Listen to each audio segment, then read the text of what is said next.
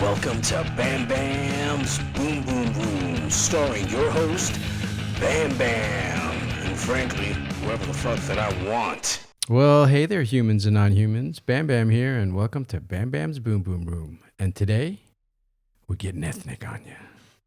We're getting very ethnic. That's right. We have one of my great personal friends, a great comedian, and also a person that has not only has been, but is actually from the Middle East. Mm-hmm. That's right. He's from that place where we build them big triangular things. I think they call it Egypt. Pyramids. Them pyramids. That's right. And today it is an absolute pleasure to introduce Sheikh Edward Farid. Assalamu alaikum. Alaikum assalam. Which is funny that you should say that because you're one of the rare breeds of, you're a Christian Egyptian. Yeah. I like to say we're a minority inside a minority. Exactly. Yeah. We're about 10% of the population in Egypt, and it's a really interesting dynamic. But I was actually talking to a friend of a friend this weekend. She was from Bosnia. Oh, okay. And she was also, she also spent most of her childhood here. And she was telling me that, there were massive splits, of course, in former Yugoslavia, different like tribal identities, different groups that were forming after the war, different splits. And as a kid, I always felt that way with Christians and Muslims. We were like of the same bloodline, but just separated by, just religion, basically, right? Just a few pages of script, a little changes in our belief systems. But I feel like in time, every time I go back to Egypt, those walls, those boundaries are actually melting away. And there's a lot of socioeconomic problems, but I think Egyptians are more and more coming together as a people. It becomes, I think now it's a bit more of a classist society instead of like a divide that's just on religious terms, which I think is a really great development. Well, I mean, this is the socioeconomic podcast, yes. right? Welcome right, to okay, Bam Bam cool. Socioeconomics. Thank you. All right, excellent. So don't worry, we'll get fun. But yeah, you're right. Egypt is also a country that has been through a lot of turmoil and instability. I remember a president getting assassinated. That's right. Nasser Sadat. Nasser Sadat at a parade where the soldiers just turned on him. That was at some shit. Yeah. It's a wild place. I mean, like, it's fucked up to say it, but it's like we can't operate without a dictatorship. We either had pharaohs, kings, or military dictators. Yeah. What does that do to a people, Yeah, and you also, I mean, if we want to go into the earlier times, then just like many other places in the world, the Middle East was a proxy theater for the Russians and the Americans. Yeah. And Egypt was also included into that, for sure. Where you had the Russians that were very influential in Egypt, and Egypt purchased a lot of their hardware. Yeah. And then you had Saudi Arabia.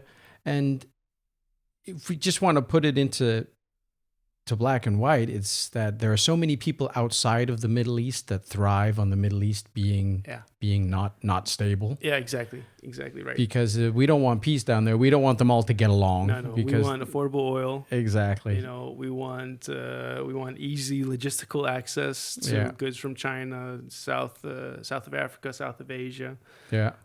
We don't want any kind of coherent togetherness in that region, which is a fucking shame.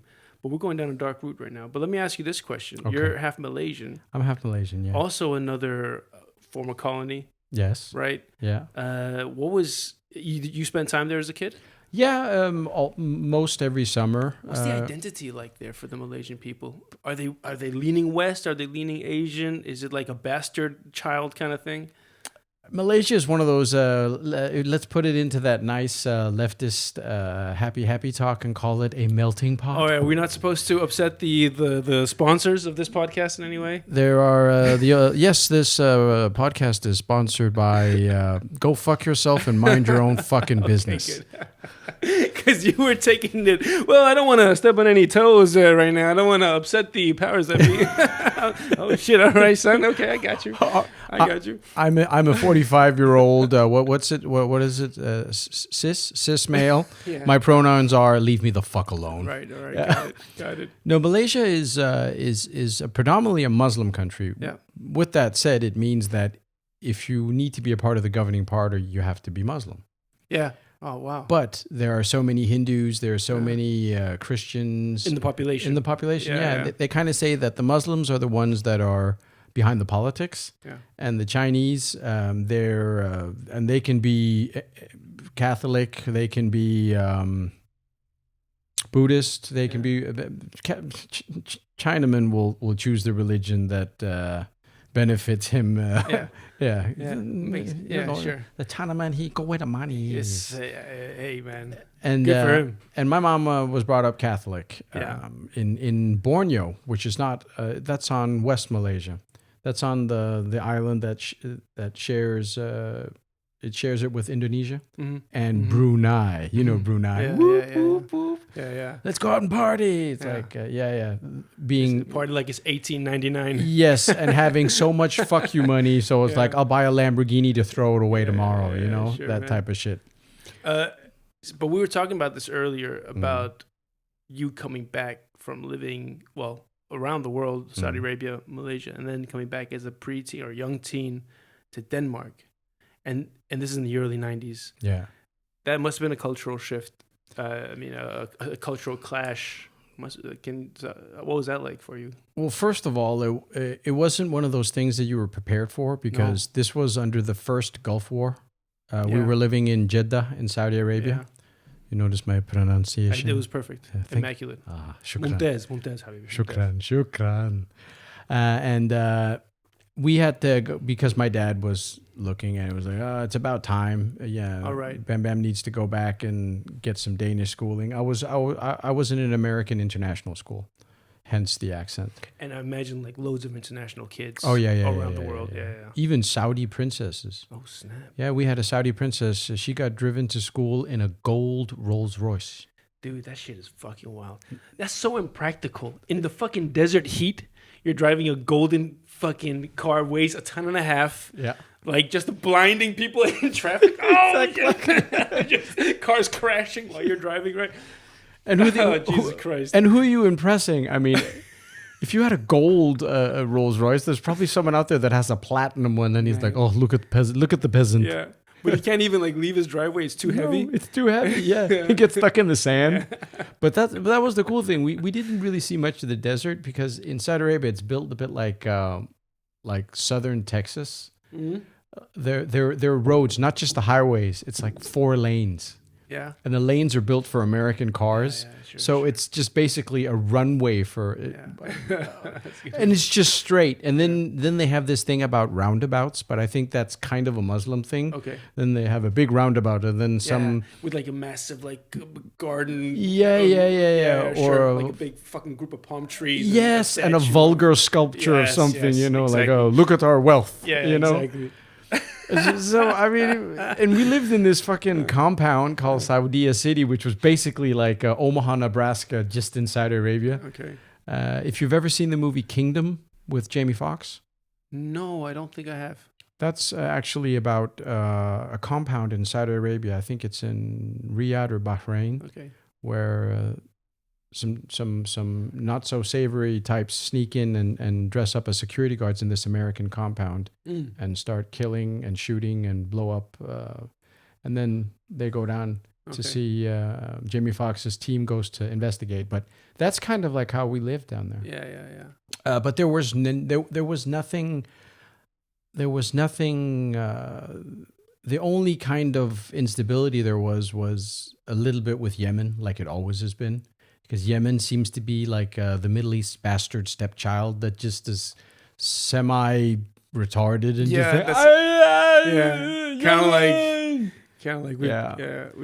they just get fucked over by everybody. I know they got no oil. They got basically access. Do they have oil? They have oil actually, but it's not cultivated, and those that have it seem to be in control of it without there being any issues with that. It seems like their main asset is, along the strait, that logistical route right up into the Suez Canal. The Ardennes.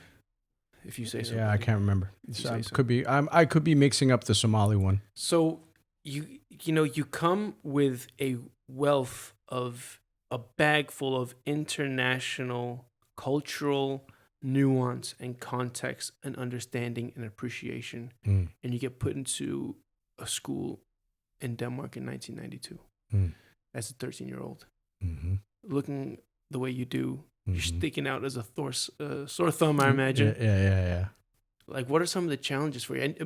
And you've been speaking Danish at home, right? Because your dad's Danish. Yeah, but my written Danish was horrible. Man. Yeah, but I could speak. My little brother, who's 5 years younger, he had trouble with it. Yeah. But man, I mean, that was a rough one. How long do you think until you kind of stabilized and were like, all right, I'm on solid ground now? I think it didn't take more than like a month or so. All right, man. But that wasn't the whole. I mean, it was weird that kids were so noisy, and you called the teacher by their first name. Sure. And I had trouble with that. Yeah. Because my childhood teachers were Mrs. Barnhouse, Mrs. Cedarland, Mr.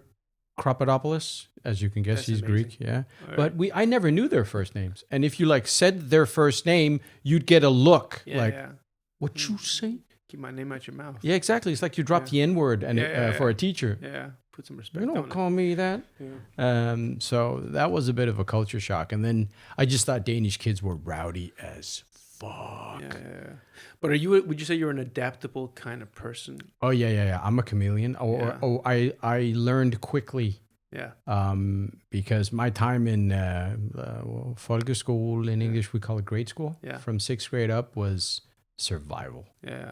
Absolute survival. Yeah. And I found out that if you're funny, you make the bullies laugh, then today will be peaceful. Yeah. You see, now you're touching on something, right? Because you're a great comedian. I remember the first time I saw you, I thought, this guy's fucking... I cracked me the fuck up. It was at No Stress. Yeah. Your mom and some of your family members were in there, and you were fucking just, roasting them. My question to a lot of comedians is, when did you realize that you, not just funny, but that you could weaponize it? You know what I mean? Because I think that's what stand-up comedy is. It's like, you're standing in front of strangers. They're like, fucking, what have you got? And then you make them turn, you make them sit in your camp and have a good time, crack a gut laughing, right? On the good nights. Yeah, exactly. And also, but then you got the balls, you got the courage to go up and risk it all, because there's nights where they don't laugh. Exactly. And that's also, for me, just as thrilling, because you're like, all right, this is a craft. This is like a jujitsu, a weapon of some sort. I need to fucking hone in on a few things. So when did you realize that laughter could be used as a weapon, as a way to get people on your side, as a way to jujitsu attacks that are coming at you? You know what I mean? I think that's a really good question, and it seems like that I'm the one getting interviewed here today. So he came in here with an ulterior motive, but that's fine. That's fine. I'll get him later. Yeah. I'll get him. I think it's for me. It became just a survival mechanism. Make them laugh, and then you'll have peace for today. They won't hassle you, and it became. Coming to Denmark at 13 and being the new kid, and puberty is in full bloom with not just me but with everybody else. Yeah. The insane desire to fit in and to be a part of a group that love you, and I never found that. Yeah. And I learned not only with the jokes, but I also learned to become a social chameleon. Yeah. And my dad was that way too. Him being able to go to different countries and work and be able to identify with the cultures. I mean, he's been to meetings with Japanese business people, with Saudi sheikhs, and he learned, and with the Nigerian leaders and so forth. So he learned, and he thought that was exciting, and I felt that was exciting. But I also used it as as that I wanna fit in. I want you all to like me. Yeah. And as tragic as it sounds, it became my survival mechanism, and it's also put me through a lot of trauma. Being funny, or saying the wrong thing, or what, or the need to be liked. The that absolute hunger to fit in. After being completely ostracized and bullied physically and stuff like that. Sure. But I'll never, if you'd ask me if I would go back and wish it was different, no, because that's what built this today. Yeah. No, that's very exciting. And it's one of those things where you wear your scars with pride. Yeah, absolutely. And yeah, all of us comedians, we're scarred and broken inside. That's exactly, I totally agree with that. It's like we're searching for that external validation. That's why we fucking go up on that stage, right? And hope that we can get that adrenaline rush from acceptance from a group of strangers. Exactly. Yeah. That dopamine hit. Yeah. How do you, because I've seen you're really outgoing, I think, in general, but it's like, when you see an audience member afterwards and they want to maybe talk to you, you've had a great set, they're like, yo, you were really good. I find myself shying away from them. I'm like, I'd rather, like, it's very strange. In the beginning, when I first started, I really enjoyed talking to the audience afterwards, even if they were a bit awkward, just to see how they felt. But as I've done it, I now think of this as, I hate to think about it, but it's like, I think of them as a bunch of whores, really, right? That I'm going to use and manipulate for a night. You're the whore. Maybe, but I see it as like, they're the paying customer. Sure, but you're here for me to perfect my craft. I'll make you laugh and I'll, twist you around and all that stuff. But afterwards, I want nothing to do with you. It's so strange. This is the feeling I've come to now. Well, I guess how old are you now? I'm 41. 41. Okay, you're about my age. And I think a lot of that comes with the age where it's like we talked about before we started the podcast, that people our age, we don't really make new friends unless the stars are aligned, Yes. And I think we just tend to get enough of social interactions, and maybe going up on stage and doing what you're doing, it's a drain. It drains. You're enjoying it, but you're using up all your chi. I think you've touched on something there for real. Could be, and I always usually go, but I don't linger with them. Yeah. I'll be very humble, and it's all. I really appreciate you coming, and you show them that humbleness, and then it's always, I'm sorry, I have to go pack up and get my stuff ready, but thank you so much for coming. I feel disgusted even talking to you. Get away from me. I can just see you looking at get away, peasant. You've done what you're here for. Yes. Go clean yourself. Yes, yes. You do not pay a whore for sex. You pay her to leave. This transaction is over now. This transaction is now over. I am not obligated to be funny at all. Good day, sir. Downright evil. Yeah, good day. Yeah, I said good day. I just turned British. I said good day. I said good day, sir. That'd be so cool if you did that. But it's also about how your persona is and what vibe that you carry along with you. I don't think you can carry that because you're a really nice guy. And you're really good at getting the crowd to relate to you. And you're sweet, and therefore you're not that shock and awe, angry comedian. If you were, then you probably wouldn't get a lot of people that just say, great show, and then better leave. But a thing is, being Arabic on that stage, I can't afford to be an asshole. I can be... So I was speaking to another comedian, actually, another Arabic comedian. She's like, you've got to be a likable asshole. You can push being an asshole to a certain limit because... being an Arab, the threshold is very close. There's not much headroom before the audience can turn against you. Yeah. And you can use that, and you've got to come up with some kind of real dickish jokes. And if that's the kind of style you want to do, that's fine. But I gotta be nice, and I gotta play nice, and I gotta diss myself. I gotta be self-deprecating to get the audience on my side. And that is in my nature, as you say. But I'm also limited in what I can do. Like you can be like vulgar, and you can be quite like out there sometimes. I remember once you talked about you got on stage.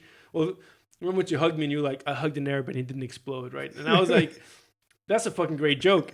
But I can't make a joke about women because I'm Arabic. Right? I can't. I've made jokes about women and talked to female comedians afterwards. And I'm like, wait, what do you think about that one joke? And she goes, seriously, she goes, well, I'm a feminist, so I really was insulted by what you said, right? And I'm like, there were guys saying way worse shit. I've said jokes about Jews and had Jewish comedians like straight up write me paragraph on paragraph on WhatsApp. It was unacceptable. I can't believe you said that. We need to have a talk. I'm like, dude, it's a joke, and you're a comedian. So there's areas I feel like I can't touch. Don't cater to that. Yeah, Don't I know. Cater to them. I know. Don't cater to them. Your warmth and your calm persona should allow you to go there if you want, because I know you'll turn it into something what they don't expect to be that vulgar and vile. Yeah. And you get away with talking about your penis. Yeah. And it's done so well and so sweetly. So it's, Yeah. That bit about I had a 5-minute set about my penis. And the first time I did it outside of Compessel, Compessel is like where we work out shit. But the first time I did it at Mellemrummel. Yeah. I don't know if you've done Mellemrummel. Yeah. It's hosted usually by Hazel. Yeah, or Critty. Yeah, or Critty. Yeah. Really liberal, really, pronoun heavy, right? Crowd, right? And all of the set list is lesbians, and bisexuals, and then me, an Arab straight guy, right? And it's all dick jokes. And it was one of the sets I feared the most. I was like, I can't do this shit. Did it work? It worked. Great. But it was a lot of self-deprecating. It was, I'm no good in bed and blah, blah, blah, blah, which I love doing as well. But I can't be up there like, I can't, I fucked her and I did that and this, and my wife this and my wife that. The crowd would turn against me in a second. So, I've got to be self-deprecating. And I feel that limits me. You got to let go of that to a certain extent because it'll become a crutch. But let's go back to the fact that you being an Arabic male. So let's kind of go back there. When did you come to Denmark? Well, I was born here. You were born here, okay. But my parents are super religious, and we were talking about this before. They're Christian, and they grew up in like 1960s, 1970s Egypt, where there was like the Islamic Revolution kind of bubbling up in Iran. There was the whole wars with Israel, right? Yeah. So religious camps were really solidified, and the Egyptian Christian camp was a small little speck inside this Muslim ocean. So they really had to be super religious to keep their identity. So my first few years as a kid, all I did was go to church and sing hymns. I wanted to be a priest when I grew up. Coptic church? Coptic, that's right. Yeah, that's the oldest form of Christianity. That's right. Yeah, exactly. Well, you know your shit. I do. So I lived in a bubble inside of Copenhagen. I remember when I was a kid, my mom took my siblings to Egypt, and my dad and me were home alone. And my whole world was the church. My parents, that's it. My dad, I'm like 8, 9 years old. He goes, hey, man, I got like coupons to Burger King. Do you want to go get a Burger King and watch a movie? I've never been to the cinema, never eaten anything but falafel. You know what I mean? And then he goes, let's so go, racist. Right? So, dude, I went into Strøget. It was the first time I've ever been to Strøget. I'd been in this city for 8 years or so, 8, 9 years. And I thought in the logic my mind had as a kid, I'm standing in Palace. We're watching My Girl. Remember that movie? Yeah. I'm standing in Palace, and I'm surrounded by these beautiful Danish people, like so tall. And I thought that every month or every quarter, the city had a quota, and they would let Arabs in. Today we're going to allow 5 Arabs into the city. And we had like gotten the ticket to go into the city that weekend. And I was like, I can't believe we got to go. Like, that's how much of a bubble I lived in as a kid. So that's why I'm not so integrated. That's why You're pretty damn well integrated. You're more integrated than a lot of others. And you're probably also because you have a flawless American accent. You speak flawless Danish. So I'm thinking you're even more integrated than a lot of Muslim counterparts would be. I would actually disagree with you. I think I'm very good at putting on a front on my Danish integration. I don't know anything about the culture. think my Danish is quite limited. I can get so far and then I fall off a cliff. Like my vocabulary is very small. My pronunciation is actually quite limited as well. Didn't go to a Danish school? Didn't go to a Danish school. I went to an international school. Where'd you go? I went to a school called Rugard's. My mom used to work there. Shut the fuck up. Julietta Nielsen. She was in the Mrs. Nielsen? No, I don't think not when you were there. Okay. Because we're almost the same age. Okay. But she used to work there. Yeah, Rugard. Yeah. I mean, I love that school. Side note, my son just got kicked out of that school. And it's been super traumatic for the whole family. So I'm in a place now where I fucking hate that school. But I had a great childhood and childhood memories there. Yeah, I remember the Rugard. It was Rugard and CIS. That's right. Yeah. And the Rugard chicks, they were rowdy. They were rowdy. They were rowdy. And there was a lot of devil's dandruff out there. Yeah. But it's also in a high-end neighborhood. Good times. Okay, but that explains a lot. I wouldn't say that you're not well integrated. It seems that you're hyper internationally integrated. Yeah. So you're more on an international level. And I'll add another level of nuance there in terms of like the whole ethnicity thing. Mm-hmm. The group of friends I made in Rugard's, again, same kind of background as me. You know, middle class foreigners, right? Mm-hmm. Maybe let's say there's about 5 or 6 of them. My wife calls us the tribe. We met in Rugard's. Yeah. We don't have in that group. There's not one Danish guy in the crew. We're No. Indian, Armenian, Egyptian, Chinese, right? And everywhere we would move to the same cities together. So when we moved to London, for example, London's a massive city, 8 to 12 million, depending on the time of day. We lived on the exact same street, this group. When I moved to Dubai, a couple of us, we lived in the same building, right? We were like family because like we found security in each other. Our families were all also like, they all kept their cultural identity bubbles and took us to Rugard's as a way of kind of, I don't know, allowing us to explore the wider world when we grew up. But as a consequence, we never really integrated. We have this core friend group. And then that's something I want to touch on again about the community, the comedy community in Denmark, right? It's like, I have this core friend group. They're like my family, no doubt. But I keep telling people, like, the comedy community is so exceptional. Yeah, there's all these different personalities, you know, and you've got to, like, kind of navigate through that. But it's a group of complete strangers who speak English, right? Who are kind of also on the verge of the Danish society with one foot in, one foot out. But the collective mindset is what is funny, right? They're just thinking about comedy all the time. And I've always loved comedy. And I think, you know, you're one of my favorite peoples in that group. You know, David, shout out to David, Miguel, right? Yeah. Tim Ford, you know, there's so many great characters, Geisha, Elise Schmidt. It's just, you know, you sit down with them and it's what's funny. And, you know, the other day at that launch party at Naples Comedy Cellar, right? Yeah. Shout out Naples Comedy Cellar, right? Naples Comedy Cellar. I brought my wife. Yeah, I remember. And it was like, you know, it was like moths to a flame. It was just all these comedians couldn't help but try to make this poor woman laugh, right? They were just surrounding her. She loved your shit, you know, when you're doing like that bit about her cowboy boots. She still laughs about it, you know? But it's just like, we're just plugged into this vibration of making people laugh, making jokes, finding the funny in whatever the fuck it is, right? And it's like I've had this crew that the forces of nature brought us together, but then I feel like the comedy community is like my people, you know what I mean? And it's so important to find your people. So it's, you know, it's amazing how many different cultural identities there are in this city and what you can tap into. You've got your like army buddies as well, or, you know, your pro-military, anti-government. Are you saying that I'm in a militia? Hey man, your word, not mine, man. I will say one thing. A lot of my cousins are very attractive. That's why I don't hit on Asian girls. Yeah, okay. But Bam Bam, she's gorgeous. Yeah, but there's strong possibility that I'm related. Second or third cousin at least.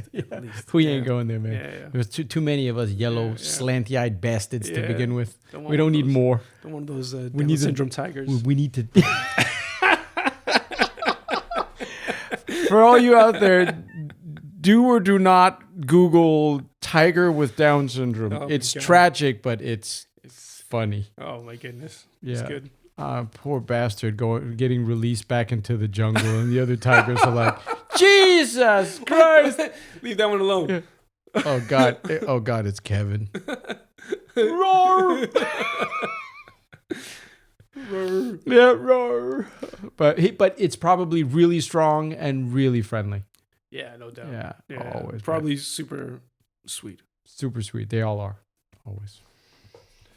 But see, that again, that also explains why we also vibe good together, because we're culturally the same, because we're very culturally schooled in a way broader way than the Danes are. The Danes, they love to be... That I love about Danish people is that they really want to speak English, and they believe that they speak much better English than they really. And there's no this is no hack on this is, because all you Danish people are complaining right now that all these immigrants are coming here stealing your jobs. Well, I'm fucking tired of all these Danish comedians trying to do English comedy and coming here to steal my fucking jobs. Hey, calm down. Don't bring the militia knife out. Okay, sorry about that. Down. Sorry. I got a bit hot and bothered. You did. I got hot and bothered. Yeah, exactly.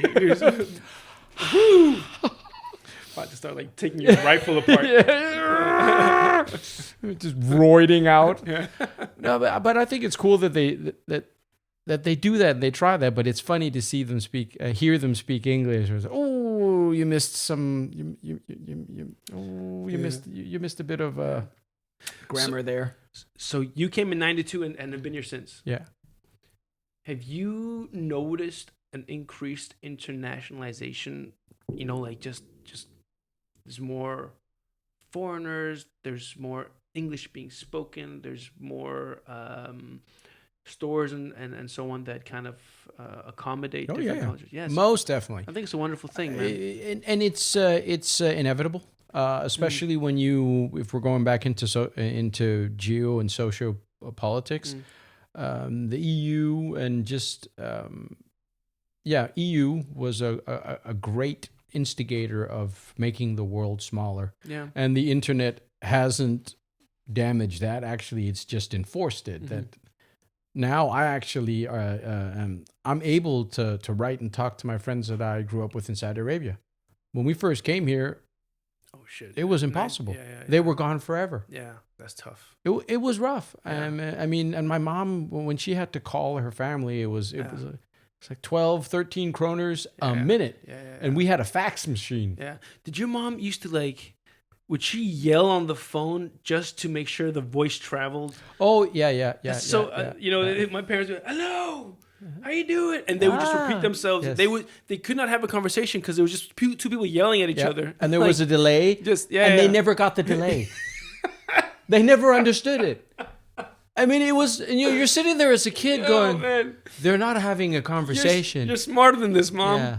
Rosie! Can you hear me? Are you there? Rosie! Rosie! And then it's just that for 10 minutes. All right, bye. Okay, bye. Yeah, and it was like, it was good. And then she's happy. It was a great conversation. And you're sitting there like a kid going,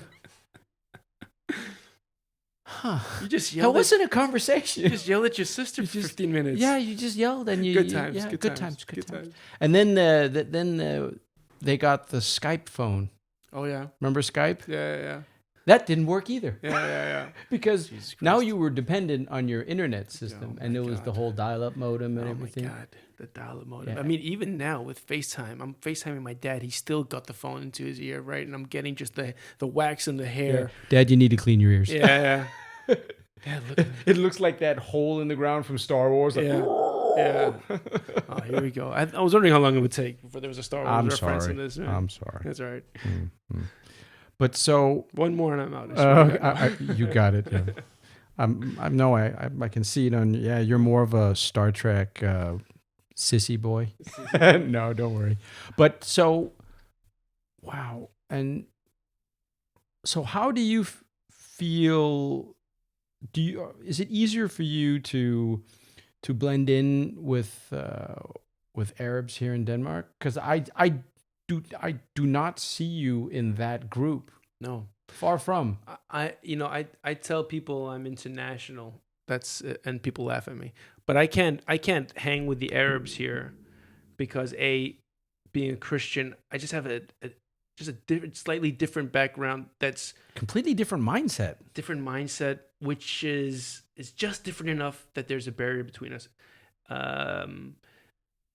Me being an Arab means also that I don't get to hang out with the Danes very much, because even though I'm born and bred here, I can have a great night out with just random Danish people, I still don't have a Danish friend that I can really point to. No.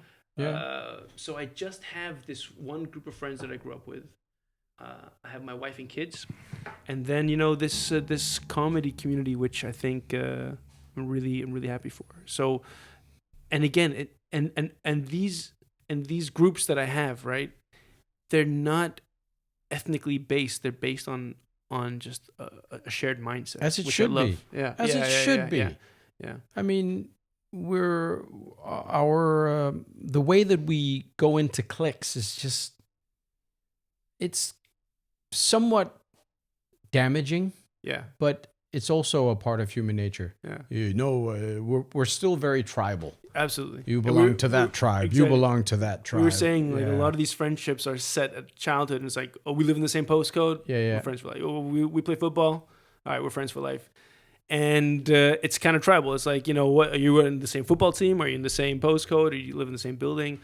Whatever it might be. But like to be able to tap into this group, this culture, this community at our age, which is hard to do. Making friends, at any age is tough, and we don't want to either. No, it's a lot of work. Yeah, I agree. But this community group, this comedy group, it doesn't feel like work. No, it feels like we're all working towards something individually, but also together. It's like we're like just swimming in the same lake. That's the feeling I get. I really enjoy it. Yeah, but the question is, and this is the big question, which one of those comedians would you kind of invite? Kill first?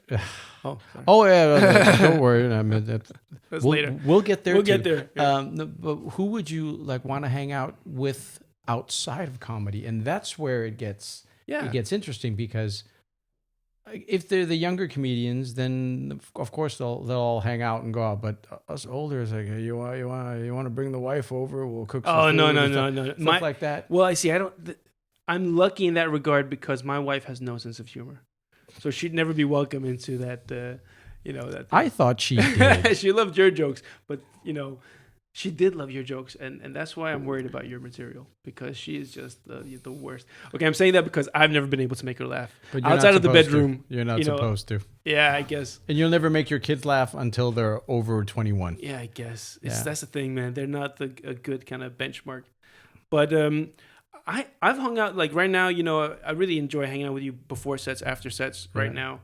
A lot of people we mentioned before, Tim, enjoy hanging out with him. Elise, met up with her for coffee and cake, just to hang out. And again, the when you make a new friend, there's always those awkward conversations like, oh, the weather sucked today, and what are you doing this weekend? You just got to dig deep. You're like, fascism, huh?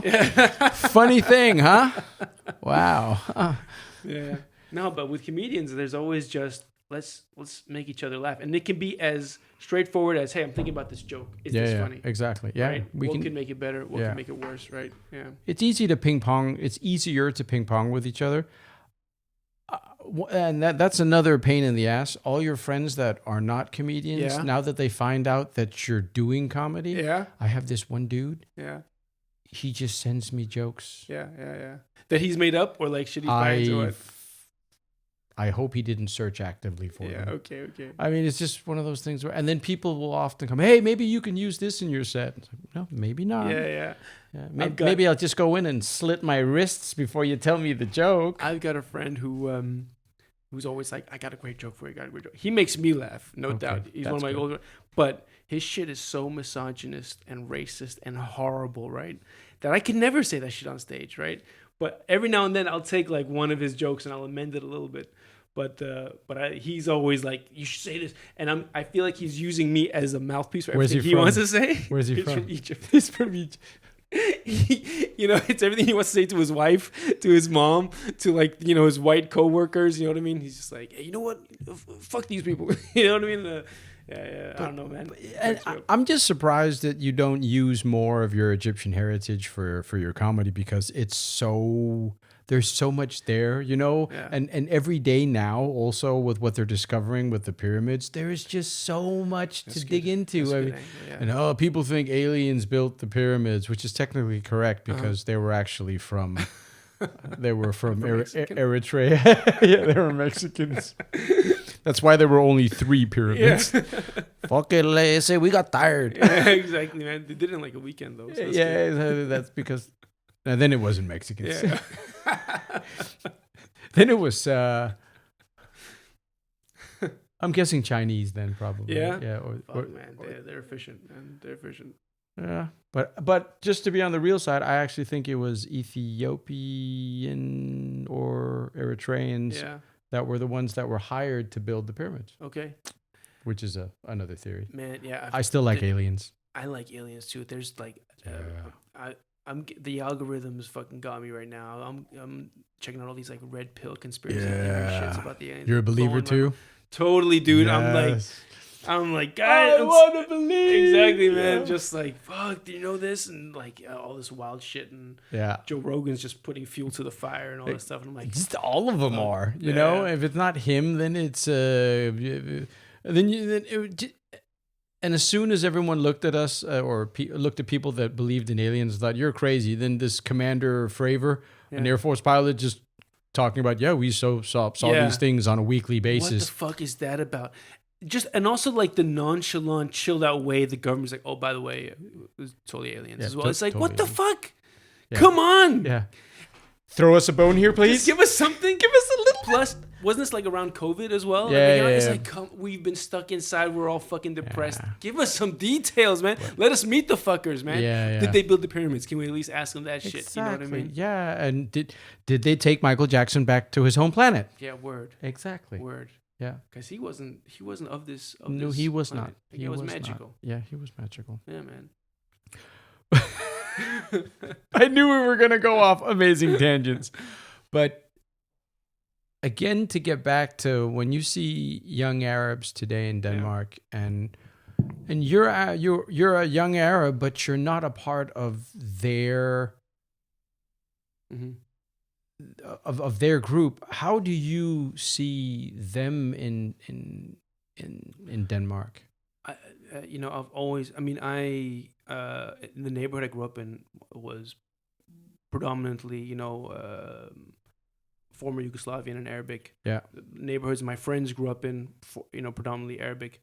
I've always been an outsider. I grew up playing basketball, which I still do, but I grew up in Naples playing basketball. Stoneskill. Predominantly, Arab, Filipino. Yeah.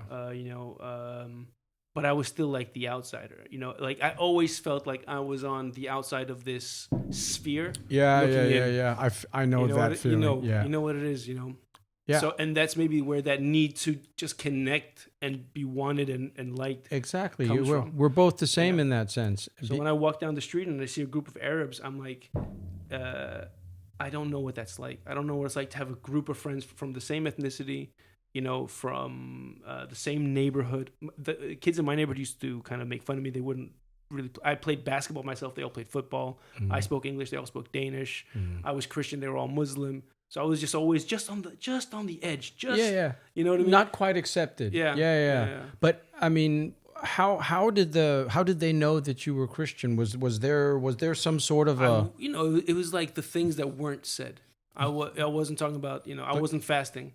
Yeah. I wasn't saying inshallah. I was saying that, but I wasn't saying like just come out wrapped in bacon. That happened way too many times. And Muhammad is like, oh, here comes that crazy Christian kid again. You know what? There's something different about that guy. He smells delicious. Yeah, he smells delicious. Where's he from? Egypt. Yeah. Oh, aliens. Yeah, exactly. That's it. He's one of those Michael Jackson motherfuckers. So it's just like you said. I'd see them. Part of me can connect to them, but it was almost like my conscious mind, my logical mind. Yeah. So and it was almost like they could also sense it on me. They're like, that guy, he's different. is just a bit different. Yeah, so it's yet so close, but yet so far. And it was the same thing going to Egypt. Yeah. You know, like, you know, I'd walk. You couldn't pick me out of a crowd. I looked like everybody there. But the second I open my mouth, or the way I might, you know, have my drink or whatever it is, it's just like that guy is just a little bit different. off. Yeah. You know. Yeah. So yeah, again, like you said, you're a minority within a minority. Yeah, within a minority. Exactly. Yeah. Even more. It's actually triple here in Denmark. You know. Yeah. Because you don't fit in with the minority that the Danes want you to fit in with. No. So you become a social chameleon. Did you ever get that from Danes? Danes used to tell me a lot. You're not like the other Arabs. Yeah, you're exactly. different. Yeah, you're a good one, kind of thing. You're like, what the fuck? And I usually address that with, yes, I love positive racism, and being like a part. My mom is part Chinese. Is that racism is just. I wouldn't say Chinese people are racist because they hate everybody. I mean, it's just their wording. They even hate white people. I mean, they call white people white ghost or white devil. Kwai lo. It's like, okay, fine. You know, it's just how it's supposed to be. I'll say that Chinese people just like to point out the differences that people have. Yeah. They're upfront about it. Yeah. But in Denmark, it's that positive racism, you know? Yeah. Wow, you're one of the good ones. Like, compared to what? Yeah. I didn't blow myself up? Yeah, exactly. It didn't make you feel threatened. You know, but I really want to hesitate. I really want to stop myself from putting blame on Danes for anything. I mean, they're just reacting to their environment. You know, don't want to sound better than anybody, but you know, they don't have that experience of the wider world that people like us do. So yeah, exactly. And I also have to say, you know, this country has punched well above its weight. It's been able to do a lot of impressive things considering how small it is. So I can understand the sense of pride, but when you have a sense of pride and no context within the wider world, that's where ignorance can really breed. Of course, that's a really good point. And I think again, ignorance is the source of all the terrible stuff in the world, be it ignorance, be it racism, or not ignorance, but ignorance is the reason that spawns racism, because it's not being enlightened or being schooled. Usually when you see people of any religion that are educated, that have gone to school, that have maybe even gone to university, they fare completely different than the people that came from very poor little towns where religion was such a massive part of their lives, where there wasn't much else. And mom and dad were maybe illiterate and worked in some field somewhere. This is not just the Middle East, but this could also be in the boonies in Asia or in South America, where you see the religion is very prevalent because they don't have anything else. Exactly. It's a filler. Yeah. Right. Do you want to go to church and have the angry man up there yell at you, or do you want to go home and read some Kafka or some Dostoevsky or something like that? Yeah. I'd rather go play PlayStation, but that's just my point of view. But then as soon as you have that enlightened literary source, then people can kind of look through that. Of course, there wasn't just a man and a woman, and they were in a garden, and there was an apple and a snake, and of course that doesn't make sense. But it's speaking figuratively, you know, where you have the people that that's what the pastor said. He said there was Adam and Eve, and not Adam and Steve. Those people freak me out. Exactly. Like that's like, you know, if you're under 11 years old and you believe that, respect. You know, if you're older than that shit, I have some really good friends, some of my best friends, people I trust with my life, who still believe, you know, a lot of this is quite literal. And it's like, man, but God bless them, man. God bless them. Or whatever blessed them. Yeah, whatever they believe in, man. That's all up to you. And that's the whole thing. And it also helps when you get older. Then it becomes a you do you. And just don't. That's fine. You identify with whatever you want. But as soon as but you have to respect me. No, sweetheart. Let me teach you an old saying. Respect is something that is earned. Yeah. If I don't know, it's the same thing of, you hurt my feelings. Yeah. No, motherfucker. So what happened after I hurt your feelings? Yeah. What did you keel over and die? Yeah. No. Yeah. Still got to go to work on Monday. Yeah. Yeah. I'm kind of the belief, like, when people say you hurt my feelings, I'm like, no, motherfucker, you hurt your own feelings. You know Yeah. what I mean? You let someone Yeah, get exactly. to you. Right. Yeah. Yeah. You I, let. I think it's a cop out when people say I'm upset and I'm going to find someone to blame. Yeah. Yeah. Yeah. But, We're allowed to because we're over 40. It's one of those things where we're supposed to rant and rave about everything like that. I can't wait to get to the age where I can just tell people exactly. You know what? When I get to be like 60, 70, I just want to sit in a comfortable chair and just hurl abuse at people. Yeah, exactly. Not because I'm a bad guy, but I just feel like I earned it at that point. You earned it. Yeah. We didn't have no internet when I was growing up. Just make shit up as well. Yeah, exactly. Yeah. We started a fire with a flint. Yeah, oh my God, man. We had Gatling guns as children. Yeah. No, you didn't, Dad. My parents made us fight to the death every birthday. And we were in Egypt. I built them pyramids with my bare hands. All three. All three of them. Yeah. No, seriously, I can't wait to just because I don't know if you had much exposure to your grandparents, but my grandparents in Arabic culture, like they're the top of the hierarchy. It's like, just bow down, shut the fuck up. They're the bosses right now. They earned it.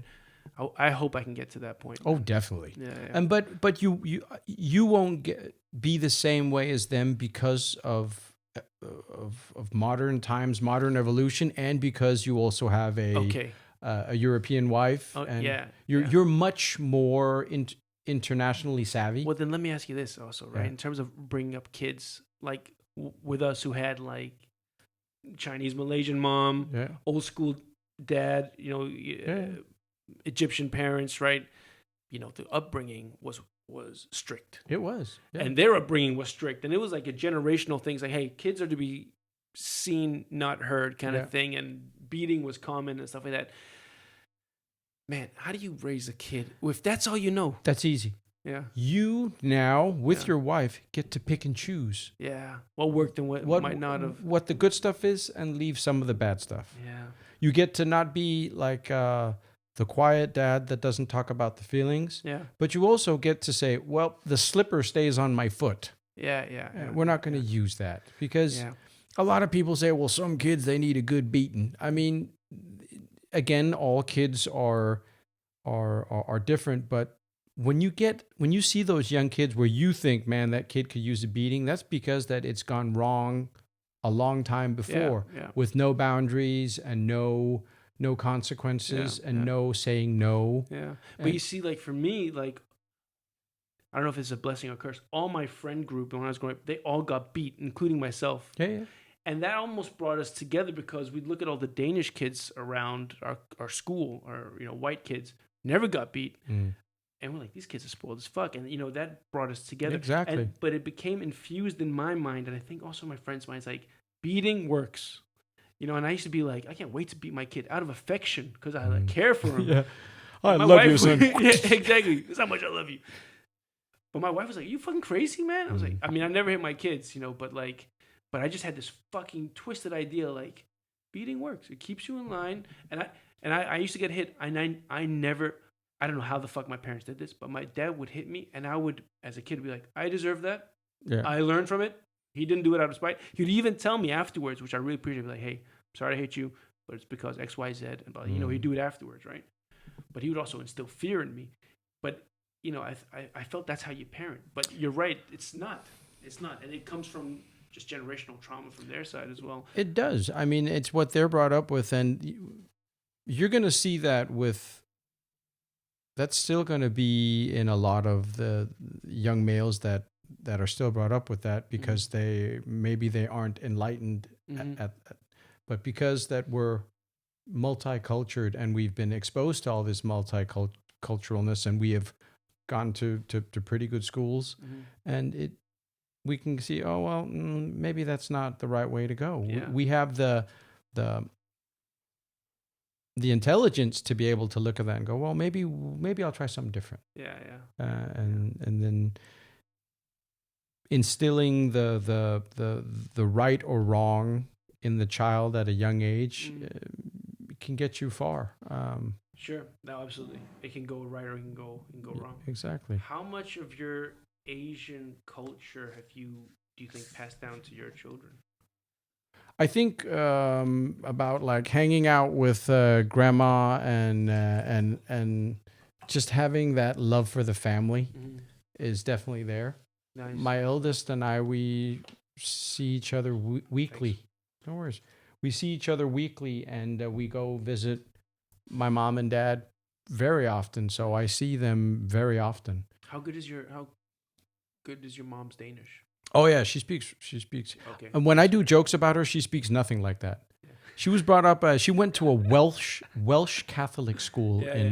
So I mean, her English is also really good because they grew up one of those rich Asian families where all the kids get sent to England. Yeah. Oh, for real. Okay, Yeah. So and her sister's kids also were sent to different schools in Europe. Yeah. Because then that's just how it is, Yeah.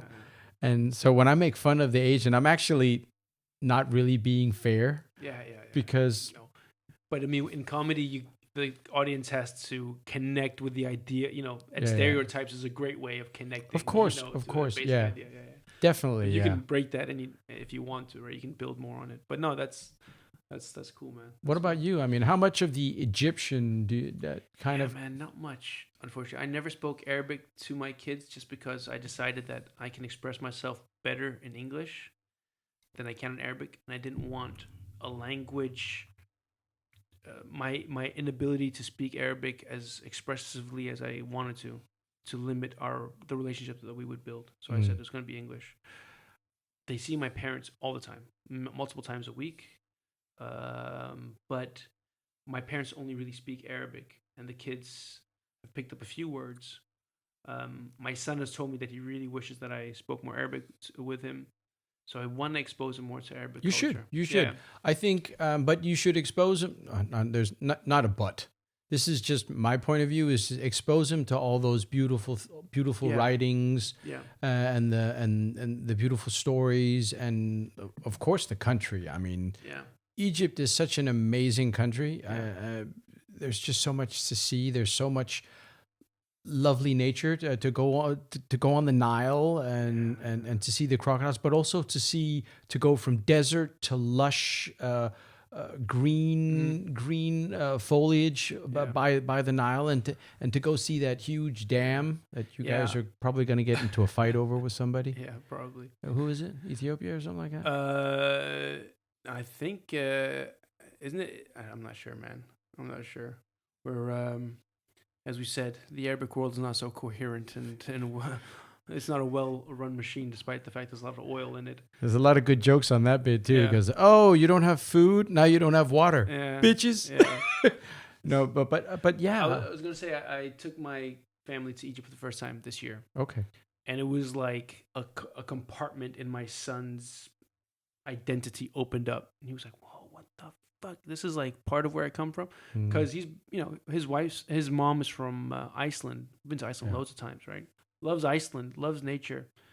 But then he saw like the exact opposite of what Iceland is, and that's part of his blood as well. And it was like this whole other side of him opened up. He's like, "We're coming here every year," So I want to lean more into that. Yeah, but definitely. it's like we were talking about before. I sit in this like no man's land of a cultural identity. I don't think I'm Egyptian. I don't think I'm Danish. I don't think I'm American, whatever the fuck it might be. So that's why I feel like I have no claim to these places. That's hesitated. That's made me hesitate. That's kind of weird. I mean, that you feel that you're in kind of like a purgatory. Mm-hmm. But you've also grown up as a Christian Egyptian in Denmark, going to an American school. Mm-hmm. That's like the biggest. That's so weird. It's like pick a strand, pick a lane kind of thing. And I just was like, I know what, I'll just sit right here in the middle. But your parents chose Rugård's international school because it was international? Because it was a Christian school, Catholic school. So they had religion. Whereas that was a big part of it. No Coptic schools here in Copenhagen? No, not enough, man. Can you believe it? In the 1980s? You know what? Not one. I think we should complain. Yeah. My dad actually had worked he was a headmaster in an Arabic school. Okay. But it was predominantly Muslim kids because most Arabs are Muslim, and I went to that for a bit. But it was really the religious thing, but also it was, again, like I said, it was the potential prospects of being able to leave Denmark and have an international life. Because one thing you got to know about the Arabs, maybe you know this, they're racist as hell, but they love the white man, right? So it's like, what? They bow at the feet of the English and the French. They think the best time in Arabic history was when the French were our fucking, our controllers, our daddies, right? Yeah. So they're like, that's when we had the culture, and that's when women could wear dresses and all that. Such a twisted mind. So for them, it's like, put them in an English-speaking school, have the religion in there, you'll have a better future. We don't trust these sodomites, these Danes, these Scandinavians with their, no God in school and all that shit. Infidels. Bro, Arabs, man, like they're right-leaning, especially the Christians, right-leaning, Trump-loving, they're all about, God and country. Yeah, man. Yeah. It's the same thing when you go to Florida and you see all the Cubans that come up there. Yeah. They're so conservative because they know what it means they've lived in a communist country. Sure. That wasn't all that great. Yeah. And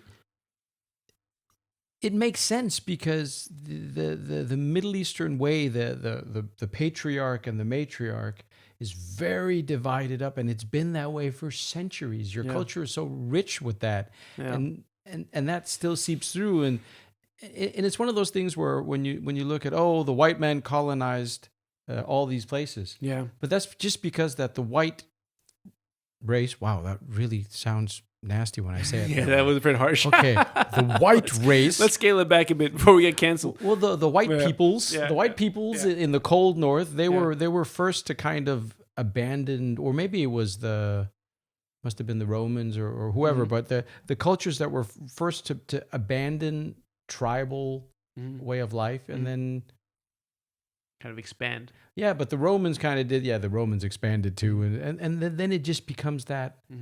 Divide and conquer, you know what I mean? Yeah.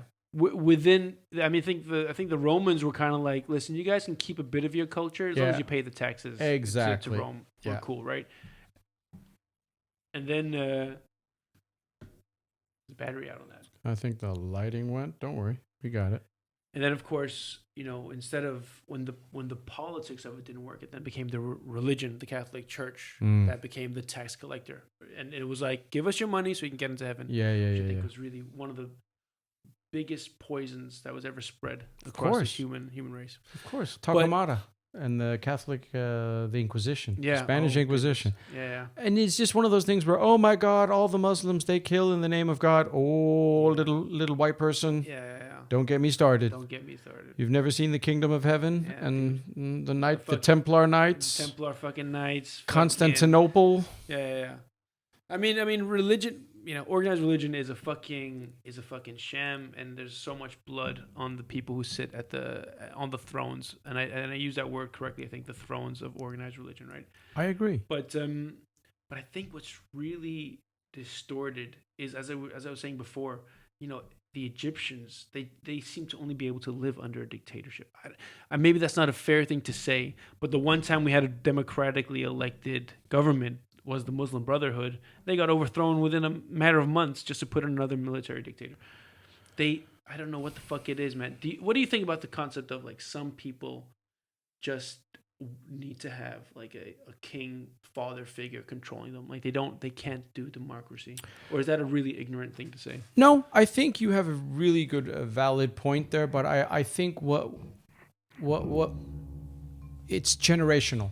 Yeah. The white people, or again with the white people, it's when you've had democracy for so long and lived, and now that democracy has evolved into social liberalism or social some liberal conservatism or whatever, where all the parties are there. When you've had that for so long, then you've diluted all the feudalism, the king, the queen. I mean, just look at a country like Denmark. who still have a queen and a prince, but they're basically just symbols of tourist attraction, or a great page 5 news article. You know what I mean? Where keep the tabloids going. Exactly. And then when you look at other countries that have had dictatorships, either because of colonialism or just corruption up through the years, they're still new. Yeah. America is 300 years old max. Yeah. And they're not used to it yet. Yeah. And it's still a social experiment in America. It's still a bit fragile. It's kind of like in Egypt. Totally. Totally. And it's kind of like the devil you know is better than the devil you don't, right? Exactly. Yeah. And that's the worst thing you can convince yourself, oh, better the devil I know. Yeah. Where, well, how about we try this? And just take Africa, for example, where Nelson Mandela was the first one to go in and say, all right, let's figure this out now. Let's try and see if we can be free and democratic. And there's still hiccups, but they're getting there. Yeah. I mean, and the countries have to learn. I mean, can you picture a country like Saudi Arabia just going, all right, today the royal family is now being disbanded. We're going to disperse all the wealth and we're all going to live happily ever after. Yeah. No, that's not going to happen. Not going to happen. No. Because when someone is bigger and wants something that the little person has, the big one will take that. Yeah. That's human nature. You can punch down. We've always done that, and we'll never stop. Yeah.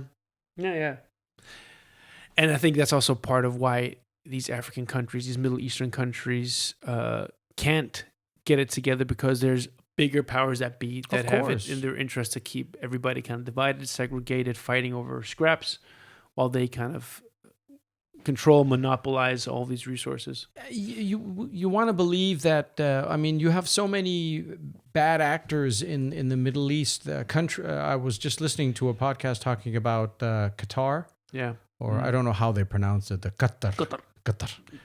It's like I went to Qatar. What a box cutter. A box cutter. Oh yeah. Speaking of, but where it's a country that a lot of the Middle Eastern countries kind of look down upon, because they're financing bad actors and and they're also trying to keep one hand in with all the oil. I feel like it's like, I always felt like it's a bit of a high school popularity thing. It's like it's all these mean girls kind of turning their back against Qatar. Because I was like, I don't get what happened. It was almost like overnight they're just like, you can't hang out with us anymore. You can't hang out with us. Yeah, they just fucking turned their back on. I was like, ugh, Qatar, ugh, you smell, you suck. You only have liquid gas. Oh my god. And it changes except one. Yeah, Iran has always been that weird chick, but that's into punk rock. Yeah, and has weird piercings and stuff. But everybody's scared of her. Yeah, totally. So they don't really do anything about her. Yeah. And the only one that stood up to her was Iraq, and look where that got them. Oh fuck, got beat the fuck. And then I feel like Bahrain is like the tag along Saudi Arabia, like the hey, can I hang out with you? And she's all like, she just like carries her bags and stuff like that. She's that girl, and they kind of treat her nice. Are these jokes funny to anybody else who hasn't lived in the Gulf? Oh, the Arab people, yes, they are. They nailed it. They nailed it. Yeah. UAE is like the girl that was really ugly growing up, but then really blossomed. Yeah. And Yemen is the poor kid. Yeah, the one that smells. Why are you always shitting on Yemen, by the way, dude? You should be shitting on Yemen. I'm just. What happened in Yemen, man? I remember back in '76 in Yemen. Yeah, no, but Yemen is the kid who gets the bad end all the time. The special school, the special bus to school. We are sorry, Yemen, but come on. And Lebanon was that really hot chick that just got abused by all the guys. That's exactly fucking right, dude. Yeah. That's exactly, just was too promiscuous. Maybe an uncle got in there. I was with Syria. Oh, poor Yemen. And then Israel is like, come here. Yeah. Come here. Oh, man. And then suddenly some backyard boys from Hezbollah came and beat the crap out of her. Dude, you know what? This is really upsetting me because it's so correct. I know, isn't it? It's so correct. I'm trying to wonder what Egypt is now. I think Egypt is like the fucking nerd, the snitch in the class. Because they're like America's bitch. Yeah. They're trying to keep everybody cool. Yeah. Guys, the teacher's coming. We need to like sit down. Yeah. It's like, shut up, Egypt. We have the pyramids. Yeah, exactly. Oh, fuck these goddamn pyramids. I swear to God, if you talk about the pyramids again. And Saudi Arabia is like the wealthy, but the dad was a cop. Yeah. But he's doing all the bad shit behind the Yeah, dad's back. Yeah. And everybody knows. And everybody knows. Just say something. Just say something. You tell my dad, Yeah. I swear to God, you're yeah. not going to come to my really rich party. Totally, man. So That's funny. it's those countries that do that, and then you have what That's else? a funny sketch, man. Yeah, If like the Middle East was a high school. and then there's Jordan. Jordan Yeah. is the really hot chick Okay. that doesn't want to talk to anybody Okay. except the white people. You think so? Kind of. I see Jordan more like as like the hippie who's really trying to. Guys, Palestine's really suffering right now, and everybody's like, "Shut the fuck Shut up. the We've fuck heard up, it, Jordan. All right, Go back to your oranges. Yeah, exactly. Go back there. It's like they're organic, guys. Yeah, Jordan comes to school with an orange the size of a watermelon. Look at Guys, these oranges. Enough with the oranges, I Jordan. picked one for everybody. Yes, this is for everybody you. can have This is that. for you. Yeah. What about Israel? Israel is the God. What the fuck is Israel? he's the hot, juiced up, roided guy Definitely. that beats Really- the fuck out of everybody. Really into weapons and military equipment. Yeah. Yeah. Yeah. Just bullies, like, His dad is a businessman that's never home.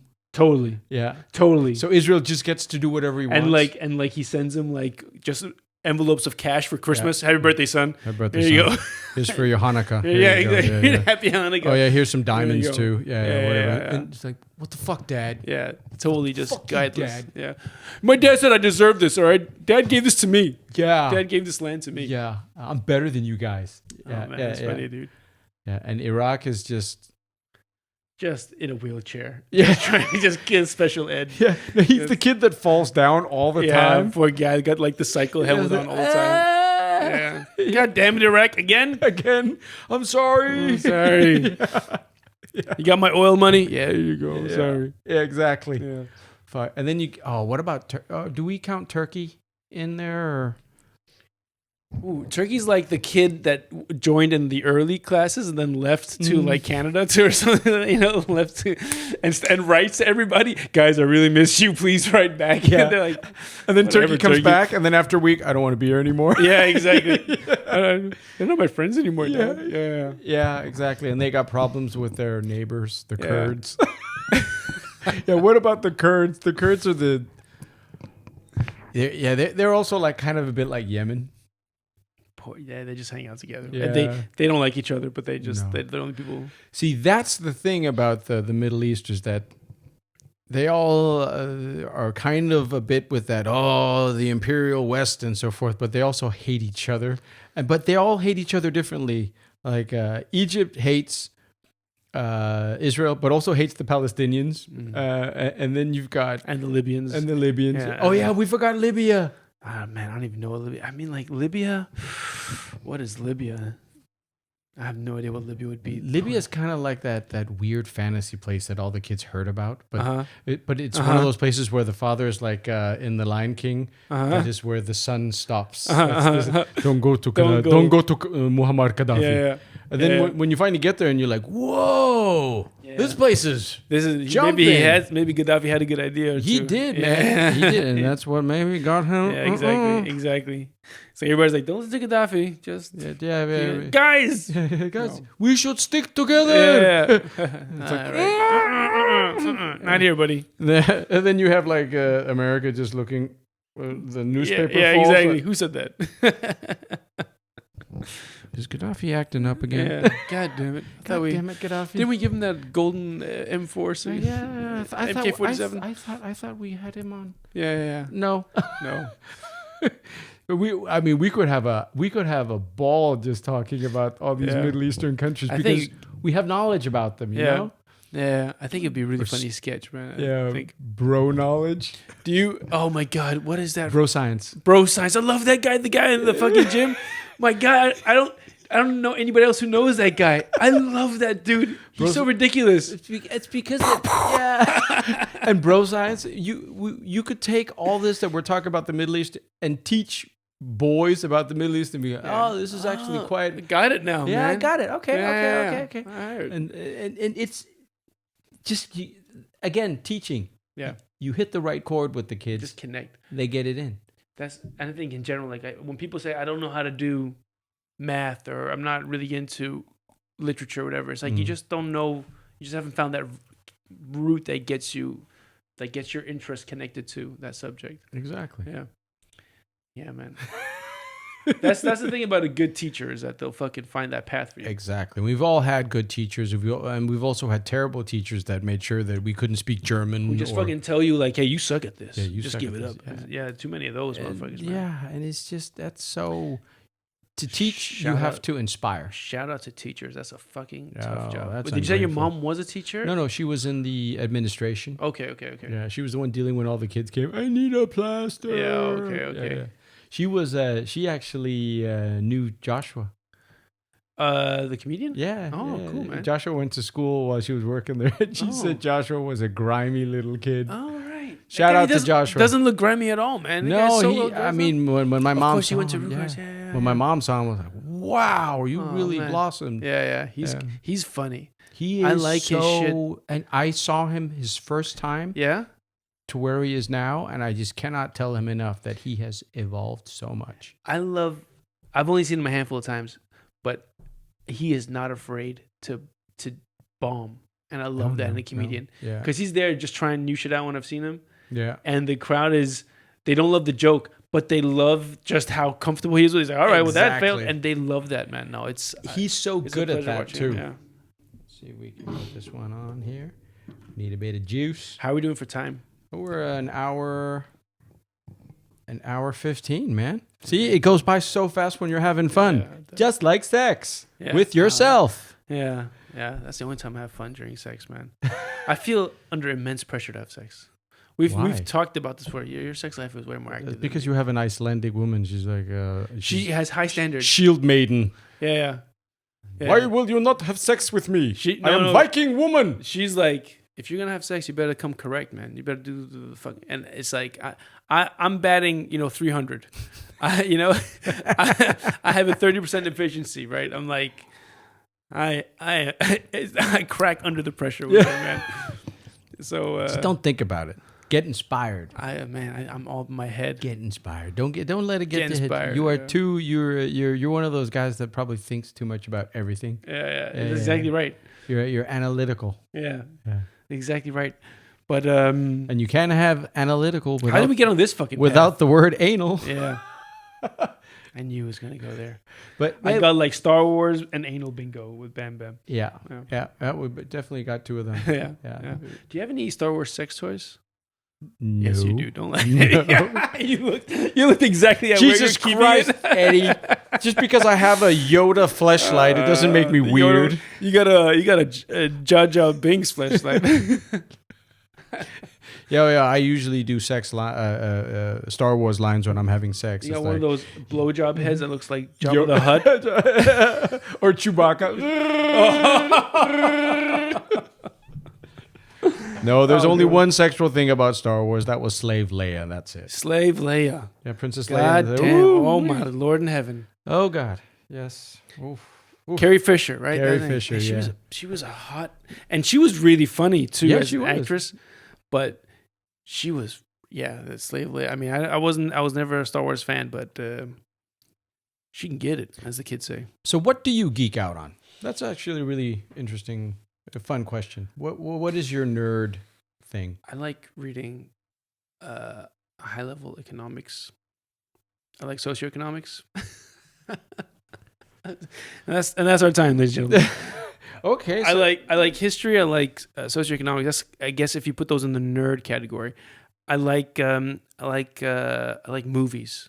Hmm. I really like films. What's like the favorite movie of all time, and what's you- the flavor? So of I'll the tell month? you maybe my top 3. I Yeah. mean, it's like you can never fucking get this. But listen, The Godfather, I don't think they make movies like that anymore. Nope. There Will Be Blood. Agreed. I think it's They're fucking amazing. stone cold fucking classic. I could watch that over and over again and still be amazed by it. But only Godfather 1 and 2. 1 and 2, of course. Come on, what are we talking about here? We're not talking about 3 was an alright film, but it can't even compare. It's not even the same league as the other ones. You're right. Yeah. If 3 was a standalone movie, Totally. it'd be great. Yeah, but Yeah. you're putting it against fucking a whale. Impossible. God damn, what a great movie. Like No Country for Old Men. Oh, great I love movie. the Coen Brothers movies. Just last night I rewatched Burn After Reading. Oh yeah, Man, I love yeah. that movie. God, I yeah. love movies. I really do. And I rewatch the same ones over and over again. But you like good movies, as like I think so. Apocalypse Now. Love it. Oh God, Love it. seen the Brando? director's cut. No, I haven't. It's like an hour longer, where you get to see where Martin Sheen's character is sailing through and meets the French people, the What? French from Foreign Legion guys that stayed back in Vietnam and made their own little town. What? You have to see All that, right. dude. No, I haven't seen that, man. I mean, I've seen the documentary Heart of Darkness. Yeah. Oh, But cool, I'll find that one. you know they why they filmed Marlon Brando in All the Shadows and Darkness? Why? Because he got so fat. Yeah. Okay. Yeah. They had to kind of like, Yeah. oh God, but Yeah. but it turned out for the better. Yeah. I mean- Because it gives them that whole mystique, right? Yeah. The Yeah, Colonel- this unreal kind of Yeah. mystique. No, I love watching movies. I was telling you that my son's making like the samurai Lego sword, so I introduced him to. I love a good cartoon. You ever seen Samurai Champloo? It's like this Japanese anime about these two samurais escorting this young girl. I've heard about it, but I only Yeah. remember Samurai Jack. Samurai Jack. I never watched that one, but I hear it's actually a pretty high quality cartoon. It's pretty Actually, good, yeah. it's what was that? What was that buff guy? Johnny Bravo. Johnny It was kind of like the same Yeah. kind of animation. I used to let my kid watch Rick and Morty. Not let him. I used to watch Rick and Morty when he was an infant. Okay. And my wife was like, "What the fuck are you doing?" Exactly. Right? I'm like, he doesn't understand this. It just colors him. Now he's like really into violence and all this kind of stuff. So I'm like, all right, that might have been a flaw. That was a little bit of a mistake. there. Miscalculation But on when my he end. grows older, he'll really appreciate I that. keep telling him, like, I can't wait for you to grow up and we can watch all. I keep telling him about all these movies like Kill Bill and this and that, and I'm like, I can't wait to watch these movies with you. He's like, can I watch it now? I'm like, no, it's too fucking. Then violent." you gotta start him in the good era. Show him E.T., for example. Yeah. And I get think I gotta say, man, I think E.T. I think we're just nostalgic about it. Like, there's a lot of movies like I watch with him, and I'm like, this isn't that good. If I'm looking for exactly. if I'm looking at it from fresh eyes. Basically, it's just about an alien who got left Yeah. behind because he got his finger caught in the car door. Yeah, it So wasn't that. Even as a kid, I was like, I think I only like this because everybody's telling me it's good. yeah, and because it's Spielberg. Yeah, Spielberg is fucking. But a I mean, master. come on, he's done pretty well. Schindler's List was a pretty good movie. Spielberg is a fucking master. I mean, no doubt. I mean, like you've seen that movie Bridge of Spies with Tom Hanks. I don't think I've seen that one yet. Yeah, it's just like he's just such a great storyteller. And obviously, Catch Me If You Can. Schindler's List. Obviously, like he's a fucking G. Yeah. Jaws, right? That's Spielberg too, right? Yeah, but I kind of resent him a bit for that one. Because of the damage it did to the sharks, or what? I think it was one of those things where you just blatantly just demonized an animal. Yeah, I mean, but like the suspense. but it was Jurassic Park. Remember Jurassic that shit Park, when yeah. that came out, man? Oh man, That was a fucking event. That was a cultural shifting. that movie was amazing. Amazing. And have you seen the new one yet? Well, this is how I feel about Star Wars, man. Exactly. They're fucking milking the fuck out of Exactly. those The new dino one tits. is horrible. I was just basically like, oh, Scarlett Johansson in it. I might be able to get a quick wank out of that. But that's it. And then you're just about to get it. And then they look at dinosaurs that are mating. Yeah. And they're all like, oh, my God, this is so beautiful. No, in reality, we'd be like this. Oh, my God, it's huge. Don't step in that. Oh, God. Oh. Hey, totally, man. Yeah. No, they.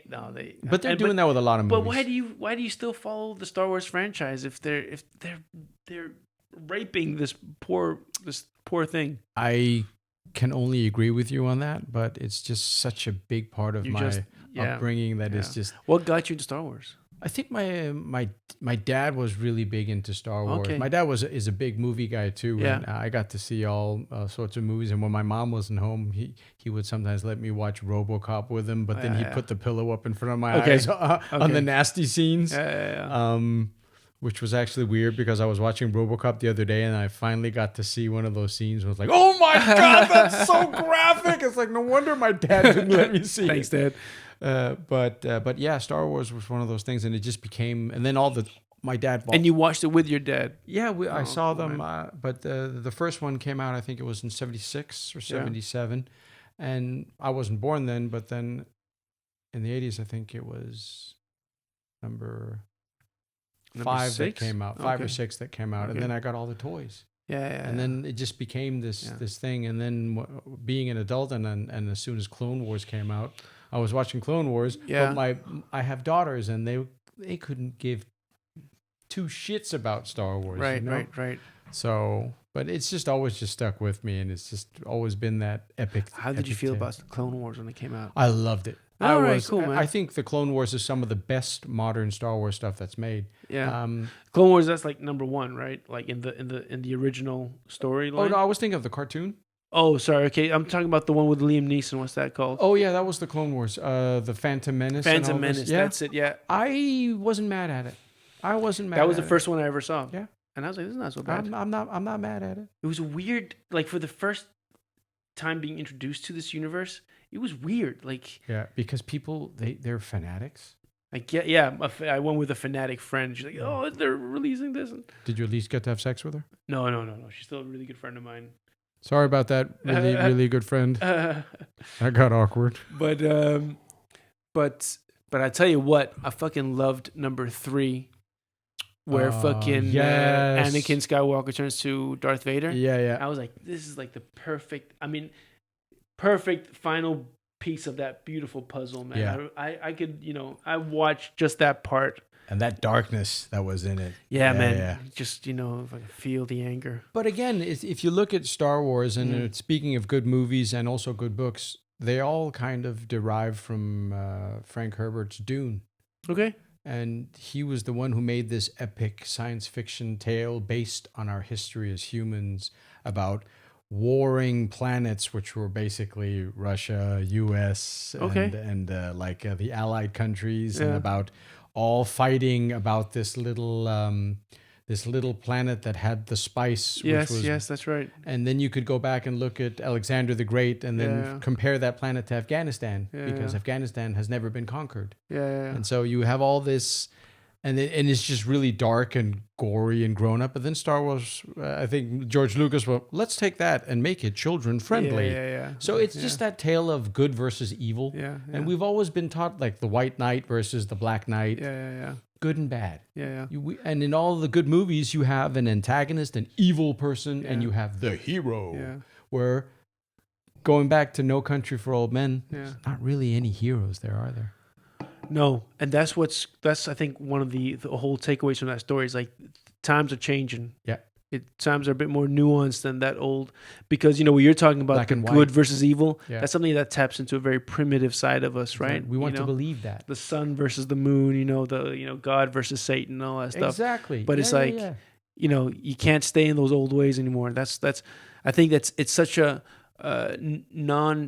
unceremonious ending in that story, right? Where there's not this grand,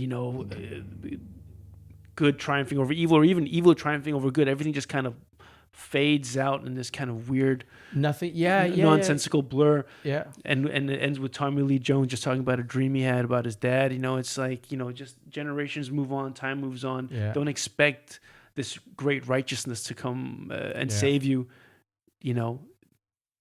Life is unpredictable, chaotic, and you will always be caught unaware as you get older, because times change.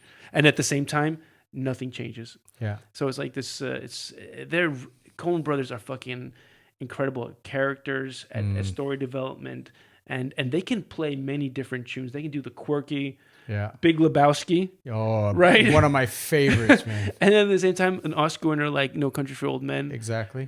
Barton Fink, Fargo. Brother, Where Art Thou? Brother, Where Art Thou, right? Homer's Odyssey. One of my Men Who Stare at Goats. Men Who Stare. Was that Coen Brothers? Wasn't it? It's definitely got their style to it, but I don't know. I'm not sure it Okay, is. we'll have to check that. Yeah. We'll have to check that. But yeah. I say Godfather is one of my favorite movies, but pound for pound, I think a better gangster movie is Coen Brothers' Miller's Crossing. I think minute for minute, I think that's a better gangster movie than The Godfather. And that's Coen Brothers' movie. That is up there in my top 5. Well, I can see where you're coming from, but I don't think you can compare it because The Godfather was also kind of like a Star Wars thing where you had to make this Yes. masterpiece. Yes. It's like an Homer kind of Totally. story, you know, Yeah. where you have to have the grandness about the rise and the fall. Yeah. Where, But I think again, that's why I say pound for pound. Like if you distill it down into how much story and entertainment there is per minute, yeah. Miller's Crossing takes the cake because it is also the story about this guy and his relationship to, I guess, the Godfather, the head mafia guy, and how that changes and how he manipulates his enemies. And I think Godfather has an element of that as well. Shit. So you're into movies as well? Oh yeah. Cool, I'm man. a big movie dude. Cool, I man. mean, That's good to know. I love old movies, but I've always been a big war movie guy. Oh yeah? Yeah, I love everything from.